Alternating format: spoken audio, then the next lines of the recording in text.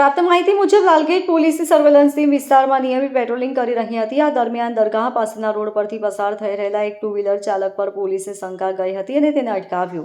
પોલીસે જ્યારે તેની અંગત તલાશી લીધી ત્યારે તેના ખિસ્સામાંથી 2.72 ગ્રામ એમડી ડ્રગ્સ મળી આવ્યું હતું, જેની બજાર કિંમત 27,200 આંકવામાં આવી છે. ઝડપાયેલા આરોપીની ઓળખ સરફરાઝ મોહમ્મદ સલીમ શેખ તરીકે થઈ છે. પૂછપરછમાં સરફરાઝે કબૂલાત કરી હતી કે તે મુગલીસરા રોડ પર આલુપુરીની લારી ચલાવે છે અને આ લારીના ધંધાની આડમાં ડ્રગ્સનો જથ્થો મંગાવીને તેનું છૂટક વેચાણ કરતો હતો.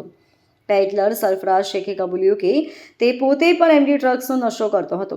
ડ્રગ્સ વેચાણની મોડસ ઓપરેન્ડી અંગે તેણે પોલીસને જણાવ્યું કે ગ્રાહકો તેની લારી પર આવતા પહેલા તે પોલીસની હિલચાલ પર નજર રાખતો હતો. કોઈને શંકા ન જાય તે માટે તે લારી પર સીધી ડિલિવરી કરવાને બદલે આજુબાજુના રસ્તાઓ કે ચાલતા વાહનોમાં ડ્રગ્સની ડિલિવરી કરતો હતો.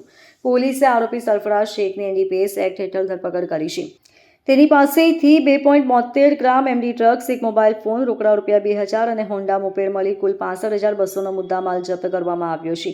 લાલગેટ પોલીસે હવે આ ડ્રગ્સનો જથ્થો ક્યાંથી આવ્યો અને આ રેકેટમાં અન્ય કોણ કોણ સામેલ છે તે જાણવા માટે વધુ તપાસ હાથ ધરી છે. Bureau report LK star news, Surat.